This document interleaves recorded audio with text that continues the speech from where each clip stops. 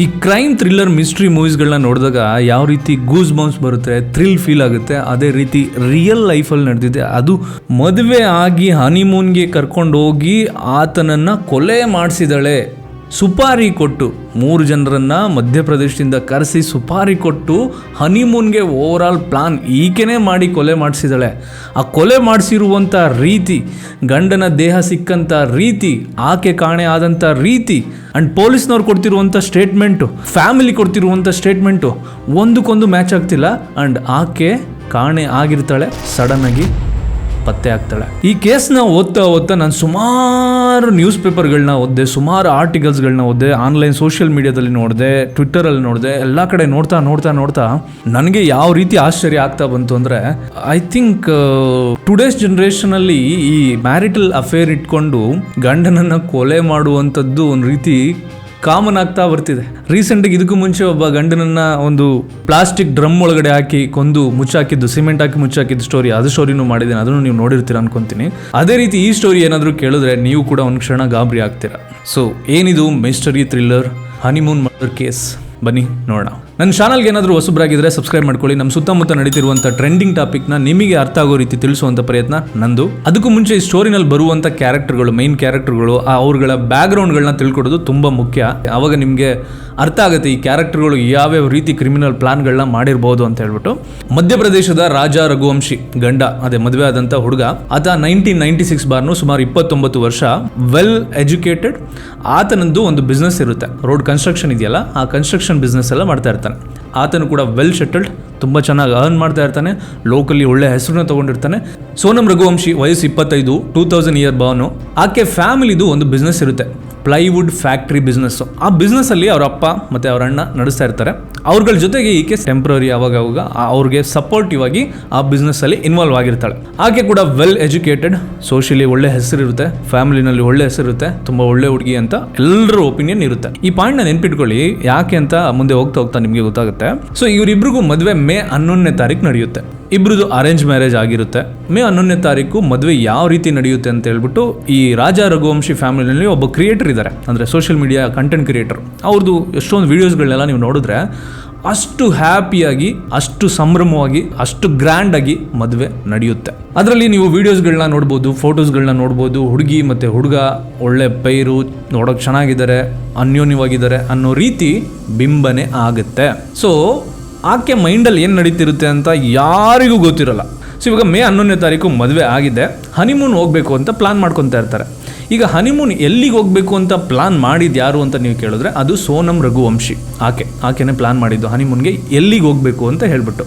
So May 20ನೇ ತಾರೀಕು ಅಸ್ಸಾಂಗೆ ಹೋಗ್ತಾರೆ, ಅಸ್ಸಾಮಿಂದ ಮೆಘಾಲಯಗೆ ಹೋಗ್ತಾರೆ. ಮೆಘಾಲಯಗೆ ಹೋಗೋದಿಕ್ಕೆ one way ticket, one way ಬುಕ್ಕಿಂಗ್ಗಳನ್ನೆಲ್ಲ ಮಾಡಿದ್ದು ಸೋನಮ್ ರಘುವಂಶಿ ಅಂತ ಲೇಟೆಸ್ಟ್ ನ್ಯೂಸ್ ರಿಪೋರ್ಟ್ ಇದೆ. ರಿಟರ್ನ್ ಟಿಕೆಟ್ನ ಬುಕ್ಕೇ ಮಾಡಿಲ್ಲ ಅಂತ ಕೂಡ ನ್ಯೂಸ್ ಇದೆ. ಸೊ ಪ್ರೊಬಬ್ಲಿ ಹನಿಮೂನ್ ಯಾವಾಗ ಮುಗಿಯುತ್ತೆ ಅಂದರೆ, ಎಷ್ಟು ದಿನ ಅಲ್ಲಿ ಇರಬೇಕು ಅಂತ ಅವ್ರದ್ದೇನು ಪ್ಲಾನ್ ಇತ್ತೋ ಗೊತ್ತಿಲ್ಲ. ಸೊ ಅದನ್ನೆಲ್ಲ ಮುಗಿಸ್ಕೊಂಡು ನಂತರ ರಿಟರ್ನ್ ಟಿಕೆಟ್ ಬುಕ್ ಮಾಡಬೇಕು ಅಂತ ಪ್ಲಾನ್ ಮಾಡ್ಕೊಂಡಿದ್ರೋ ಏನೋ. ಸೊ ದಟ್ ಈಸ್, ನಾವೇನು ಅದರಲ್ಲಿ ಡೌಟ್ ಪಡುವಂಥ ವಿಚಾರಗಳೇನಿಲ್ಲ. ಮೇ 21ನೇ ತಾರೀಕು ಅವರು ಮೆಘಾಲಯಕ್ಕೆ ಹೋಗಿದ್ದಾರೆ. ಮೆಘಾಲಯದಲ್ಲಿ ಒಂದು ಹೋಮ್ ಸ್ಟೇ, ಬಾಲಾಜಿ ಹೋಮ್ ಸ್ಟೇನಲ್ಲಿ ಚೆಕ್ ಇನ್ ಮಾಡಿದ್ದಾರೆ. ಸೊ ಅವರು ಚೆಕ್ ಇನ್ ಮಾಡಿದ್ಮೇಲೆ ಒಂದು ಸ್ಕೂಟರ್ನ ರೆಂಟಿಗೆ ತಗೋತಾರೆ. ನೀವು ಇವಾಗ ಗೋವಾ ಮತ್ತು ಎಲ್ಲಾದರೂ ಫೇಮಸ್ ಪ್ಲೇಸ್ಗಳಿಗೆ ಹೋದರೆ ಅಲ್ಲಿ ಲೋಕಲಲ್ಲಿ ನಿಮಗೆ ಬೈಕ್ಗಳು ರೆಂಟಿಗೆ ಸಿಗುತ್ತೆ. ಆ ಥರ ಮೆಘಾಲಯನಲ್ಲಿ ಒಂದು ಸ್ಕೂಟರ್ನ ರೆಂಟಿಗೆ ತೊಗೊಂಡಿದ್ದಾರೆ. ರೆಂಟಿಗೆ ತೊಗೊಂಡು ಅಲ್ಲಿರುವಂಥ ಲೋಕಲ್ ಪ್ಲೇಸ್ಗಳಿಗೆ ವಿಸಿಟ್ ಮಾಡೋದಕ್ಕೆ ಪ್ಲಾನ್ ಮಾಡ್ಕೊಂಡಿದ್ದಾರೆ. ಮೆಘಾಲಯದಲ್ಲಿ ಚಿರಾಪುಂಜಿ ಫೇಮಸ್ ಪ್ಲೇಸು, ಅಲ್ಲಿರುವಂಥ ವ್ಯೂ ತುಂಬ ಫೇಮಸ್ ಪ್ಲೇಸು. ಸೊ ಮೇ 22ನೇ ತಾರೀಕು ರೆಂಟ್ ಮಾಡಿರ್ತಾರಲ್ಲ ಆ ಬೈಕಲ್ಲಿ ವಿಸಿಟ್ ಮಾಡಿರ್ತಾರೆ. ಆ ವಿಸಿಟ್ ಮಾಡಬೇಕಾದ್ರೆ ನೀವು ಯಾವ್ದಾನ ಒಂದು ಫೇಮಸ್ ಪ್ಲೇಸ್ಗಳಿಗೆ ಹೋದರೆ ಅಲ್ಲಿರುವಂಥ ಟೂರ್ ಗೈಡ್ಸ್ಗಳಿರ್ತಾರೆ. ಅಲ್ಲಿ ಲೋಕಲ್ ಹೆಂಗೆ, ಏನು ಅದ್ರ ಹಿಸ್ಟ್ರಿ ಏನು, ಅದ್ರದ್ದು ಸ್ಪೆಷಾಲಿಟಿ ಏನು, ಎಲ್ಲವನ್ನೂ ಎಕ್ಸ್ಪ್ಲೈನ್ ಮಾಡಲಿಕ್ಕೆ ಅಲ್ಲಿರುವಂಥ ಲೋಕಲ್ ಗೈಡ್ಸ್ಗಳಿರ್ತಾರೆ, ಟೂರ್ ಗೈಡ್ಸ್ಗಳು. ಅದೇ ರೀತಿ ಒಬ್ಬ ಟೂರ್ ಗೈಡ್ ಆಲ್ಬರ್ಟ್ ಅನ್ನೋ ವ್ಯಕ್ತಿ ಇವರನ್ನ ಅಪ್ರೋಚ್ ಮಾಡ್ತಾನೆ. ಯಾವಾಗ ಮೇ 22ನೇ ತಾರೀಕು ಅಪ್ರೋಚ್ ಮಾಡಿದಾಗ ಆಲ್ಬರ್ಟ್ ಕೇಳಿರುವಂತ ಪ್ರೈಸ್ ಇವರಿಗೆ ಓಕೆ ಆಗದೇನೆ ಬೇರೆ ಒಬ್ಬ ಲೋಕಲ್ ಗೈಡ್ ನ ಕರ್ಕೊಂಡು ಅವತ್ತು ಆ ಪ್ಲೇಸ್ಗೆ ಹೋಗ್ತಾರೆ. ಈ ಆಲ್ಬರ್ಟ್ ಅನ್ನೋ ವ್ಯಕ್ತಿನ ನೀವು ಜ್ಞಾಪನ ಇಟ್ಕೋಬೇಕು, ಯಾಕಂದ್ರೆ ಈ ಸ್ಟೋರಿನಲ್ಲಿ ಒಬ್ಬ ಮೇನ್ ಕ್ಯಾರೆಕ್ಟರ್ ಆಲ್ಬರ್ಟ್ ಕೂಡ. ಮೇ 22ನೇ ತಾರೀಕು ಅವರು ಚಿರಾಪುಂಜಿನ ಮುಗಿಸ್ಕೊಂಡು ವಾಪಸ್ ಬರ್ತಾರೆ. ಮೇ 23ನೇ ತಾರೀಕು ಮತ್ತೆ ಅದೇ ಬೈಕಲ್ಲಿ ಅವರು ವಾಪಸ್ಸು ಬೇರೆ ಒಂದು ಪ್ಲೇಸ್ಗೆ ಹೋಗ್ಬೇಕಾದ್ರೆ ಅಲ್ಲಿ ಹೊರಗಡೆ ಹೋಮ್ ಸ್ಟೇಯಿಂದ ಹೊರಗಡೆ CCTV ಕ್ಯಾಮ್ರಾದಲ್ಲಿ ಕ್ಯಾಪ್ಚರ್ ಆಗಿದೆ. ರಾಜಾ ರಘುವಂಶಿ ಬೈಕಲ್ಲಿ ಕೂತಿದ್ದಾನೆ, ಸೋನಂ ರಘುವಂಶಿ ಹಿಂದೆಗಡೆ ಫೋನಲ್ಲಿ ಮಾತಾಡ್ತಾ ಇದ್ದಾಳೆ. ಆಕೆ ಮತ್ತೆ ಆತನ ಇರುವಂತ ಡಿಸ್ಟೆನ್ಸ್ ನೀವು ನೋಡಿದ್ರೆ ಆಕೆ ಮಾತಾಡ್ತಿರೋದು ಫೋನಲ್ಲಿ ಮಾತಾಡ್ತಿರೋದು ಆತನಿಗೆ ಗೊತ್ತಾಗಬಾರ್ದು ಅನ್ನುವಂಥ ಒಂದು ಡಿಸ್ಟೆನ್ಸ್ ಅಲ್ಲಿ ಮಾತಾಡ್ತಾ ಇದ್ದಾಳೆ. ಸೊ ಇಲ್ಲಿ ಯಾವುದೇ ಪೊಲೀಸ್ ಆಗಲಿ ಒಬ್ಬ ಕಾಮನ್ ಪರ್ಸನ್ ಆಗಲಿ ಡೌಟ್ಫುಲ್ ಪಡುವಂಥ ವಿಡಿಯೋ ಇದು. ಯಾಕೆ ಅಂತಂದ್ರೆ ಈಗ ನೀವು ರೀಸೆಂಟಾಗಿ ಮದುವೆ ಆಗಿದ್ದೀರಾ, ಅನ್ಯೋನ್ಯವಾಗಿದ್ದೀರಾ, ಒಂದು ರಿಲೇಷನ್ಶಿಪ್ಪಲ್ಲಿ ಇದ್ದೀರಾ ಅಂದರೆ there is nothing to hide. ಈತ ಕೇಳಿಸ್ಕೊಳ್ದೇ ಇರೋ ರೀತಿ ಮಾತಾಡುವಂಥದ್ದು ತುಂಬಾನೇ ಕಮ್ಮಿ ಇರುತ್ತೆ ಅಂತ ನಾನು ಅನ್ಕೊಂತೀನಿ. ಸೊ ಈಕೆ ದೂರದಲ್ಲಿ ನಿಂತ್ಕೊಂಡು ಫೋನಲ್ಲಿ ಮಾತಾಡಿದ ನಂತರ ಆ ಬೈಕ್ ಮೇಲೆ ಬಂದು ಹತ್ಕೊಂಡು ಕೂತ್ಕೊಂತಾಳೆ. ಇಬ್ರು ಆ ಬೈಕಲ್ಲಿ ಹೋಗ್ತಾರೆ. ಮೇ 23 ಅದೇ ಕೊನೆ ದಿನ. ಇಬ್ರು ಮತ್ತೆ ವಾಪಸ್ ಬರೋದೇ ಇಲ್ಲ. ಅವರಿಬ್ರು ಅವತ್ತು ಹೋಗಿದ್ದು ಮೌಲಕ್ ಹೈತ್ ಅನ್ನುವಂಥ ಒಂದು ಫೇಮಸ್ ಪ್ಲೇಸು. ಅದು ಟ್ರೆಕ್ಕಿಂಗ್ ಪ್ಲೇಸು. ನೀವು ಬೆಟ್ಟ ಹತ್ಕೊಂಡು ಹೋಗಬೇಕು ಅಂತ ಪ್ಲೇಸು. ಅಂತ ಪ್ಲೇಸ್ಗೆ ಹೋಗ್ಬೇಕಾದ್ರೆ ಈ ಆಲ್ಬರ್ಟ್ ಇದನ್ನಲ್ಲ, ಆಲ್ಬರ್ಟ್ ಕೂಡ ಅಲ್ಲಿ ಅವರನ್ನ ನೋಡ್ತಾನೆ. ಅಂದರೆ ಮೇ 22ನೇ ತಾರೀಕು ಆಲ್ರೆಡಿ ಆಲ್ಬರ್ಟ್ ಇವ್ರಗಳ ಜೊತೆ ಮಾತಾಡಿರ್ತಾನಲ್ಲ, ಸೊ ಫೇಸ್ನ ರೆಕಗ್ನೈಸ್ ಮಾಡ್ತಾನೆ. ಆ ಪೇರ್ನ ಗಂಡ ಹೆಂಡ್ತಿನ ನೋಡ್ತಾನೆ. ಗಂಡ ಹೆಂಡ್ತಿ ನೋಡೋದಕ್ಕೂ ಮುಂಚೆ ಗಂಡನ ಜೊತೆ 3 ಜನ ಹಿಂದಿ ಮಾತಾಡೋರು ಇರ್ತಾರೆ. ಆತನಿಗೆ ಹಿಂದಿ ಅರ್ಥ ಆಗೋದಿಲ್ಲ, ಯಾಕಂದ್ರೆ ಅಲ್ಲಿರುವಂಥ ಟ್ರೈಬಲ್ ಅಲ್ಲಿ ಅವ್ರದ್ದೊಂದು ಖಾಸಿ ಅಂತ ಒಂದು ಲ್ಯಾಂಗ್ವೇಜ್ ಮಾತಾಡ್ತಾರೆ. ಖಾಸಿನ ಬಿಟ್ಟರೆ ಇವನಿಗೆ ಇಂಗ್ಲಿಷ್ ಬರ್ತಿರುತ್ತೆ. ಸೊ ಇಂಗ್ಲೀಷಲ್ಲಿ ಇವನೆಲ್ಲರ ಜೊತೆಗೂ ಕಮ್ಯುನಿಕೇಶನ್ ಇಟ್ಕೊಂಡಿರ್ತಾನೆ. ಅವ್ನು ಕೊಟ್ಟಂತ ಸ್ಟೇಟ್ಮೆಂಟ್ ಪ್ರಕಾರ ಮೇ 23ನೇ ತಾರೀಕು ಗಂಡನ ಜೊತೆಗೆ 3 ಜನ ಹಿಂದಿನಲ್ಲಿ ಮಾತಾಡ್ಕೊಂಡು ಹೋಗ್ತಾ ಇರ್ತಾರೆ. ಅವರಿಂದ ಹೆಂಡತಿ ಹೋಗ್ತಾ ಇರ್ತಾಳೆ, ಅಂದ್ರೆ ಸೋನಂ ಹೋಗ್ತಾ ಇರ್ತಾಳೆ ಅಂತ ಸ್ಟೇಟ್ಮೆಂಟ್ ಕೊಟ್ಟಿದ್ದಾನೆ. ಅಂಡ್ ಇನ್ನೊಂದು ಪಾಯಿಂಟ್ ಏನಂದ್ರೆ ಮೇ 23ನೇ ತಾರೀಕು ಲಾಸ್ಟ್ ಆಗಿ ಸೋನಮ್ ಒಂದು ಕಾಲ್ನ ಮಾಡಿರ್ತಾಳೆ. ಅವರ ಅತ್ತೆಗೆ ಕಾಲ್ ಮಾಡಿರ್ತಾಳೆ ಅಥವಾ ಅವ್ರ ಅಮ್ಮನಿಗೆ ಕಾಲ್ ಮಾಡಿದ್ದಾಳೆ ಅಂತ ಒಂದು ನ್ಯೂಸ್ ಇದೆ. ಆಲ್ಮೋಸ್ಟ್ ಒಂದು 17 ಸೆಕೆಂಡ್ ಏನೋ ಮಾತಾಡಿರ್ತಾಳೆ. ಎಲ್ಲಿಗೆ ಹೋಗ್ತಾ ಇದ್ದೀರಾ, ಏನು ಕತೆ ಅಂತ ಹೇಳ್ಬಿಟ್ಟು ಒಂದು ಜನರಲ್ ಆಗಿ ಮಾತಾಡಿರ್ತಾರೆ. ಅದೇ ಕೊನೆ ಕಾಲು. ಅದಾದ್ಮೇಲೆ ಫ್ಯಾಮಿಲಿಗೆ ಕಾಲ್ ಮಾಡೋದಕ್ಕೆ ನೆಟ್ವರ್ಕ್ ಸಿಗೋದಿಲ್ಲ, ಫೋನ್ ರೀಚೇ ಆಗೋದಿಲ್ಲ. ಮೇ 23ನೇ ತಾರೀಕು ರಾತ್ರಿ ಆಗುತ್ತೆ. ಮೇ 24ನೇ ತಾರೀಕು ಆಗುತ್ತೆ. ಗಂಡ ಹೆಂಡತಿ ಕಡೆಯಿಂದ ಯಾವುದೇ ಕಾಲ್ ಬರೋದಿಲ್ಲ ಅಂಡ್ ಹೋಮ್ ಸ್ಟೇನಲ್ಲಿ ಅವರು ರಿಟರ್ನ್ ಆಗಿರೋದಿಲ್ಲ.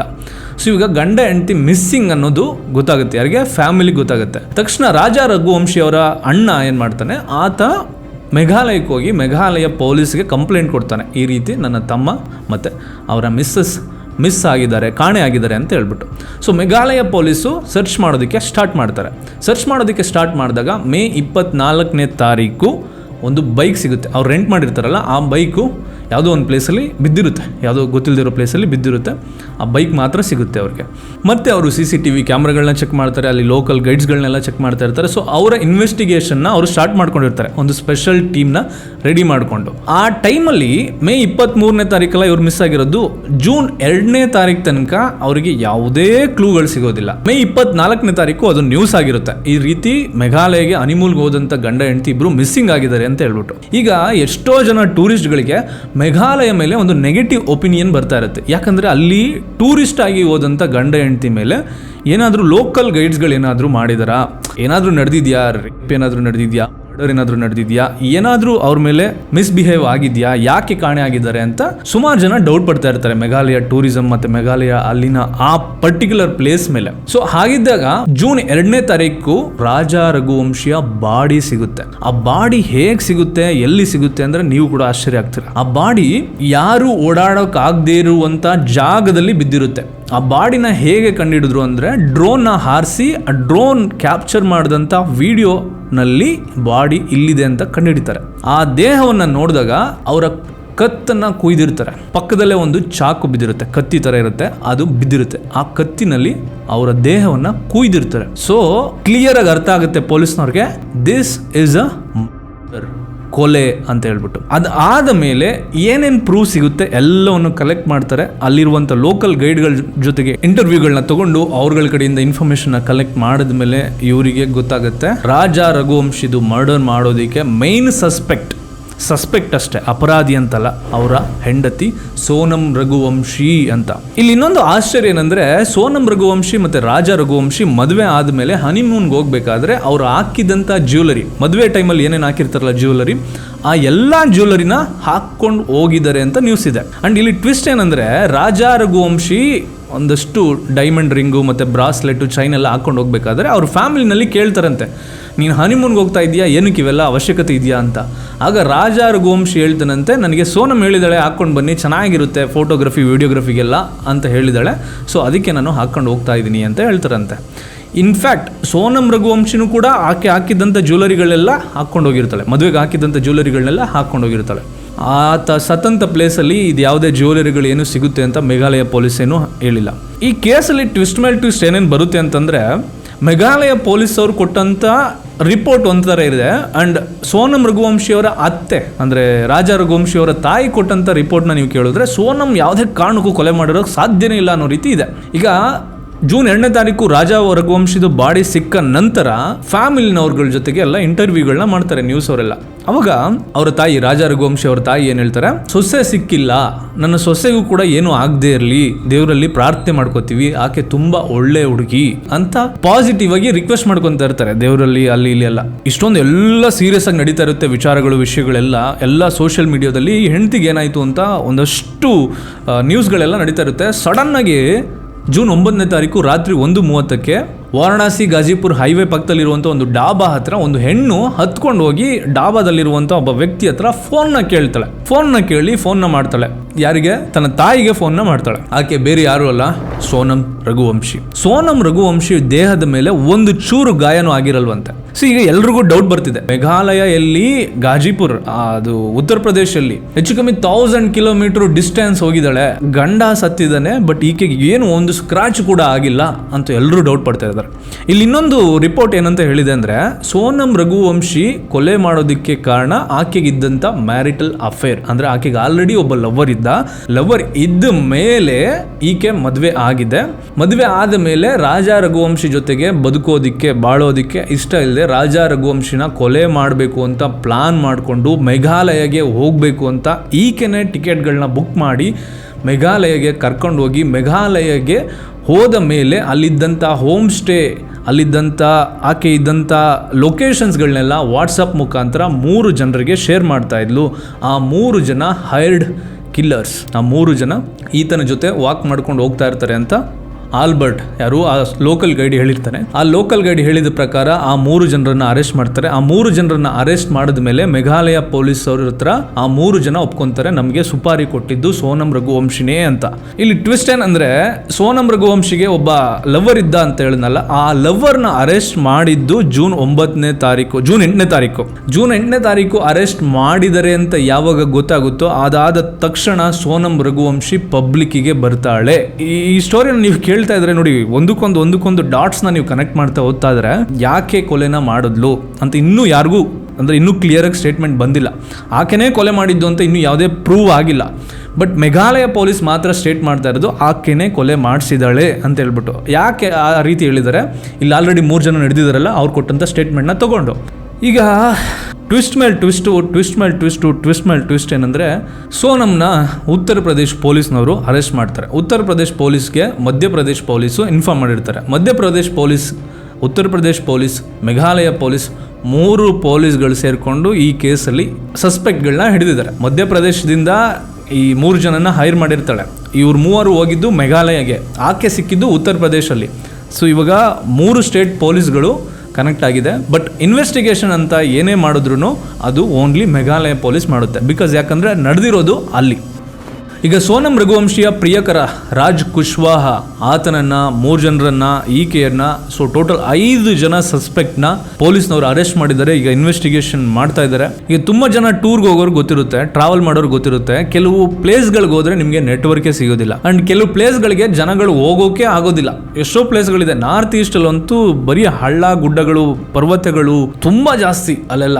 ಸೊ ಅಂಥ ಕಡೆ ಜನಗಳು ಓಡಾಡದೇ ಇರುವಂಥ ಪ್ಲೇಸ್ಗಳು ತುಂಬ ಇದೆ. ಅಂಥ ಜಾಗಗಳಿಗೆ ಹೋಗ್ಬೇಕು, ಅಂತ ಜಾಗದಲ್ಲಿ ಈ ರೀತಿ ನನ್ನ ಗಂಡನನ್ನ ಕೊಲೆ ಮಾಡಬೇಕು ಅಂತ ಪ್ಲಾನ್ ಮಾಡಿಕೊಂಡು 3 ಜನನ ಹೈರ್ ಮಾಡಿರುವಂಥ ಈ ಮಿಸ್ಟೀರಿಯಸ್ ಥ್ರಿಲ್ಲರ್ ಕ್ರೈಮ್ ಇದೆಯಲ್ಲ, ಇಡೀ ದೇಶನೇ ಅಲ್ಲಾಡಿಸ್ತಾ ಇದೆ. ಸೋನಮ್ ರಘುವಂಶಿಯವರ ಅತ್ತೆ ಅಂದರೆ ರಾಜಾ ರಘುವಂಶಿಯವರ ತಾಯಿ ಏನು ಸ್ಟೇಟ್ಮೆಂಟ್ ಕೊಡ್ತಾರೆ ಅಂದರೆ, ಆಕೆ ತುಂಬ ಒಳ್ಳೆಯವಳು, ನಮ್ಮ ಜೊತೆಗೆ ಒಳ್ಳೆ ರೀತಿನೇ ವರ್ತನೆ ಮಾಡಿದ್ಲು, ರಾಜಾ ರಘುವಂಶಿನ ತುಂಬ ಚೆನ್ನಾಗಿ ನೋಡ್ಕೊತಾ ಇದ್ಲು. ಅಂದರೆ ಆ ಪೀರಿಯಡ್ ಮೇ 11ನೇ ತಾರೀಕಿಂದ 21ನೇ ತಾರೀಕು ಒಳಗಡೆ ಅವ್ರ ಮನೆಯಲ್ಲಿ ಇರ್ತಾರಲ್ಲ, ಅಲ್ಲಿ ನೋಡಿದಂಥ ಬಿಹೇವಿಯರ್ಗಳನ್ನೆಲ್ಲ ನೋಡಿಕೊಂಡು ಹೇಳಿರುವಂಥ ಸ್ಟೇಟ್ಮೆಂಟು ಇದು.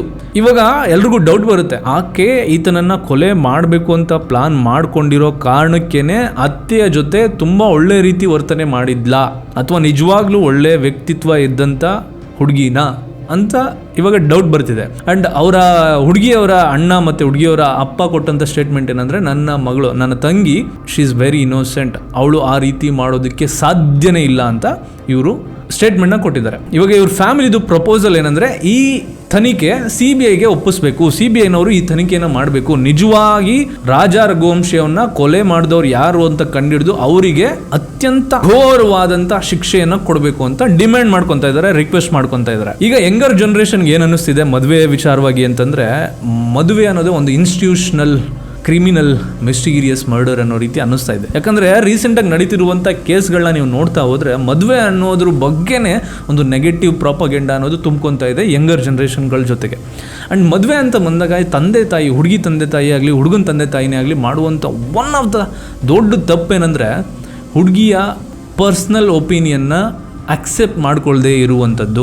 ಅವರಿಗೆ ನಿಜವಾಗ್ಲೂ ಮದುವೆ ಆಗೋದಕ್ಕೆ ಇಷ್ಟ ಇದೆಯಾ, ಆ ಹುಡುಗನ ಮೇಲೆ ಪ್ರೀತಿ ಇದೆಯಾ, ಬೇರೆ ಯಾವುದಾದ್ರೂ ರಿಲೇಷನ್ಶಿಪ್ ಇದೆಯಾ, ಬೇರೆ ಯಾರನ್ನಾದ್ರೂ ಪ್ರೀತಿಸ್ತಾ ಇದ್ದಾರಾ ಅನ್ನುವಂಥ ಒಂದು ಜನರಲ್ಲಾಗಿ ಕೇಳುವಂಥ ಒಂದು ಆ ಫ್ರೆಂಡ್ಲಿ ನೇಚರ್ನ ಬೆಳೆಸ್ಕೊಳ್ಳೋದು ತುಂಬಾ ಇಂಪಾರ್ಟೆಂಟ್ ಆಗುತ್ತೆ. ರೀಸೆಂಟಾಗಿ ನಮ್ಮ ಕರ್ನಾಟಕದಲ್ಲೇ ಒಂದು ಇನ್ಸಿಡೆಂಟ್ ಆಯಿತು, ನೀವೇ ನೋಡಿರ್ತೀರಾ. ಮದುವೆ ಆಗೋ ಟೈಮಲ್ಲಿ ಇನ್ನೇನು ಹುಡುಗ ಹೋಗಿ ತಾಳಿ ಕಟ್ಟಬೇಕು ಹುಡುಗಿ ಕುತ್ತಿಗೆಗೆ, ಆ ಟೈಮಲ್ಲಿ ಹುಡುಗಿ ಬೇಡ ಬೇಡ ಬೇಡ ಅಂತಾಳೆ. ಹುಡುಗನ ಕಡೆ ಹುಡುಗಿ ಕಡೆ ಮದುವೆ ಮಾಡೋದಕ್ಕೆ ಎಷ್ಟೊಂದು ಅರೇಂಜ್ಮೆಂಟ್ಗಳೆಲ್ಲ ಮಾಡ್ಕೊಂಡಿರ್ತಾರೆ, ಎಷ್ಟೊಂದು ಖರ್ಚುಗಳನ್ನೆಲ್ಲ ಮಾಡಿರ್ತಾರೆ. ಈಗಿನ ಸಿಚುವೇಶನ್ನಲ್ಲಿ ಒಂದು ಮದುವೆ ಅನ್ನೋದು ನಡೆಯೋದು it's a very very very difficult job. ಅಂಥ ಸಿಚುವೇಶನಲ್ಲಿ ಎಂಡ್ ಮೂಮೆಂಟಲ್ಲಿ ಹುಡುಗಿ ಬೇಡ ಬೇಡ ಬೇಡ ಬೇಡ ಅಂದರೆ ಆ ಹುಡುಗನ ಪರಿಸ್ಥಿತಿ ಏನು? ಈಗ ಹುಡುಗಿ ಏನೋ ಬೇರೆಯವ್ರ ಜೊತೆಗೆ ಓದ್ಲು ಮದುವೆ ಆದ್ಲು, ಅವಳು ಚೆನ್ನಾಗಿರ್ತಾಳೆ, ಹುಡುಗನ ಪರಿಸ್ಥಿತಿ ಏನು? ಆ್ಯಂಡ್ ಮದುವೆ ಆಗೋದಕ್ಕೂ ಮುಂಚೆ ಹುಡುಗ ಹುಡುಗಿನ ನೋಡೋಕೆ ಹೋದಾಗ ನಿಮ್ಮ ಫೇವ್ರೆಟ್ ಕಲರ್ ಯಾವುದು, ನಿಮ್ಮ ಫೇವ್ರೆಟ್ ಫುಡ್ ಯಾವುದು, ನಿಮ್ಮ ಫೇವ್ರೆಟ್ ಮೂವಿ ಯಾವುದು ಅಂತ ಕೇಳೋದನ್ನು ಬಿಟ್ಟು ಫ್ರೆಂಡ್ಲಿ ಆಗಿ ಅವ್ರ ಹತ್ರ ಒಂದು ಮಾತನ್ನು ಕೇಳೋದು ತುಂಬ ಅವಶ್ಯಕತೆ. ನಿಮಗೆ ನಿಜವಾಗ್ಲೂ ಯಾರ ಜೊತೆಗಾದರೂ ರಿಲೇಷನ್ಶಿಪ್ ಇದ್ದರೆ, ನೀವು ಯಾರನ್ನಾದ್ರೂ ಲವ್ ಮಾಡ್ತಾ ಇದ್ರೆ ನನಗೆ ದಯವಿಟ್ಟು ಹೇಳಿ. ಅದನ್ನು ನಾನು ನಿಮ್ಮ ತಂದೆ ತಾಯಿಗೆ ಹೇಳೋಕೆ ಹೋಗೋದಿಲ್ಲ.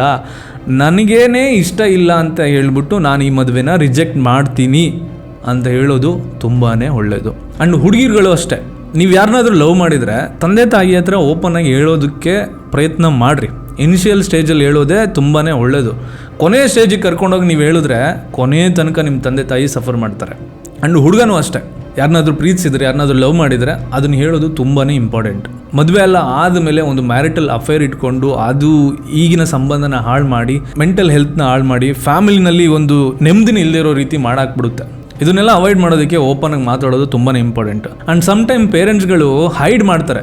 ಈ ಹುಡುಗಿ ಕಡೆ ಅಥವಾ ಹುಡುಗನ ಕಡೆ ಏನಾದರೂ ಹೇಳಿದರೆ ನಾನೊಬ್ಬರನ್ನ ಇಷ್ಟಪಡ್ತಾ ಇದ್ದೀನಿ ಅಂತಂದರೆ, ಬೇರೆ ಜಾತಿಯವರು ಇದ್ದಾನೆ ನಾನು ಏನಕ್ಕೆ ಮದುವೆ ಮಾಡಿಸ್ಬೇಕು ಅವ್ರ ಜೊತೆಗೆ ಅಂತ ಹೇಳ್ಬಿಟ್ಟು ಹೇಳೋದೇ ಇಲ್ಲ. ಹೊಸದಾಗಿ ಹುಡುಕ್ತಿರುವಂಥ ಹುಡುಗನ ಹತ್ರ ಆ ಇನ್ಫಾರ್ಮೇಷನ್ ಗೊತ್ತಾಗದೇ ಇರೋ ರೀತಿ ಹೈಡ್ ಮಾಡ್ತಾರೆ. ಎಷ್ಟು ಈ ಥರ ಇನ್ಸಿಡೆಂಟ್ ನಡೆದಿದೆ. ಎಲ್ಲರೂ ಮಾಡ್ತಾರೆ ಅಂತ ಹೇಳ್ತಿಲ್ಲ, ಈ ಥರ ಇನ್ಸಿಡೆಂಟ್ ನಡೆದಿದೆ. ಆ್ಯಂಡ್ ನೀವು ಮದುವೆ ಆಗೋದಕ್ಕೂ ಮುಂಚೆ ಸ್ವಲ್ಪ ಸುತ್ತಮುತ್ತ ಕೇಳಿ ತಿಳ್ಕೊಂಡು ಮದುವೆ ಆಗೋದು ತುಂಬಾ ಇಂಪಾರ್ಟೆಂಟು. ಈ ಸ್ಟೋರಿನಲ್ಲಿ ಕ್ಲೈಮ್ಯಾಕ್ಸ್ ಏನಂದರೆ, ಸದ್ಯಕ್ಕೆ ಈ 5 ಜನರನ್ನು ಅರೆಸ್ಟ್ ಮಾಡಿದ್ದಾರೆ ಮೇಘಾಲಯ ಪೊಲೀಸ್. ಇನ್ವೆಸ್ಟಿಗೇಷನ್ ನಡೀತಿದೆ. ಅವ್ರಿಗೆ ಸಿಕ್ಕಂಥ ಪ್ರೂಫ್ಗಳು, ಅದೊಂದು ಚಾಕು ಸಿಕ್ಕಿದೆ, CCTV ಕ್ಯಾಮ್ರಾದಲ್ಲಿ ಕ್ಯಾಪ್ಚರ್ ಆಗಿರೋದು, ಅವ್ರು 3 ಜನ ಬೈಕಲ್ಲಿ ಹೋಗ್ತಿರೋದು ಒಂದು ಕ್ಯಾಪ್ಚರ್ ಆಗಿದೆ. ಆ್ಯಂಡ್ ಆಲ್ಸೋ ಅಲ್ಲಿದ್ದಂಥ ಟೂರ್ ಗೈಡ್ ಇದಾರಲ್ಲ, ಲೋಕಲ್ ಟೂರ್ ಗೈಡ್, ಅವ್ರದ್ದೊಂದು ಟೆಸ್ಟಿಮೋನಿ ಕಲೆಕ್ಟ್ ಮಾಡಿರೋ ಪ್ರಕಾರ ರಾಜಾ ರಘುವಂಶಿಯ ಜೊತೆ 3 ಜನ ಹಿಂದಿನಲ್ಲಿ ಮಾತಾಡ್ಕೊಂಡು ಹೋಗ್ತಿದ್ರು ಅಂತ ಒಂದು ನ್ಯೂಸ್ ಇದೆ. ಆ್ಯಂಡ್ ಆಲ್ಸೋ ಇವಾಗ ಈಕೆ ಸೋನಮ್ ರಘುವಂಶಿ ಏನೇನು ಸ್ಟೇಟ್ಮೆಂಟ್ ಕೊಡ್ತಾರೆ ಅವ್ರದ್ದೆಲ್ಲನೂ ರೆಕಾರ್ಡ್ ಮಾಡಬೇಕು. So over all Meghalaya court ಏನು ತೀರ್ಪು ಕೊಡುತ್ತೆ ಅಂತ ಕಾದು ನೋಡಬೇಕು. ಸೊ ಅದೆಲ್ಲ ಆದಮೇಲೆ ಇದ್ರ ಬಗ್ಗೆ ಇನ್ನೊಂದು ವೀಡಿಯೋನ ಖಂಡಿತ ತರ್ತೀನಿ. ಇನ್ ಕೇಸ್ ಈ ಸ್ಟೋರಿನಲ್ಲಿ ಬೇರೆ ಏನಾದರೂ ಟ್ವಿಸ್ಟ್ಗಳು, ಏನಾದರೂ ಬೇರೆ ಟರ್ನ್ಗಳು, ಬೇರೆ ಏನಾದರೂ ನಡೆದ್ರೆ ಖಂಡಿತ ಅದ್ರ ಬಗ್ಗೆ ಮಾತಾಡ್ತೀನಿ ನೆಕ್ಸ್ಟ್ ವೀಡಿಯೋದಲ್ಲಿ. ಸೊ ಈ ವಿಡಿಯೋನ ನಿಮ್ಮೆಲ್ಲ ಫ್ರೆಂಡ್ಸು ಮತ್ತು ಫ್ಯಾಮಿಲಿಗೆ ಮರಿದೇ ಶೇರ್ ಮಾಡಿ. ನನ್ನ ಚಾನಲ್ಗೆ ಏನಾದರೂ ಹೊಸಬರಾಗಿದ್ದರೆ ಸಬ್ಸ್ಕ್ರೈಬ್ ಮಾಡ್ಕೊಳ್ಳಿ. ನಮ್ಮ ಸುತ್ತಮುತ್ತ ನಡೀತಿರುವಂಥ ಟ್ರೆಂಡಿಂಗ್ ಟಾಪಿಕ್ನ ನಿಮಗೆ ಅರ್ಥ ಆಗೋ ರೀತಿ ತಿಳಿಸುವಂಥ ಪ್ರಯತ್ನ ನಂದು. ಈ ವಿಡಿಯೋ ಏನಾದರೂ ಇಷ್ಟ ಆಗಿದ್ರೆ ಲೈಕ್ ಮಾಡಿ. ಆ್ಯಂಡ್ ಇದೇ ಥರ ವೀಡಿಯೋಗಳನ್ನ ತರ್ತಾ ಇರ್ತೀನಿ. ನೆಕ್ಸ್ಟ್ ವೀಡಿಯೋದಲ್ಲಿ ಸಿಗೋಣ. ಅಲ್ಲಿವರೆಗೂ ಪೀಸ್.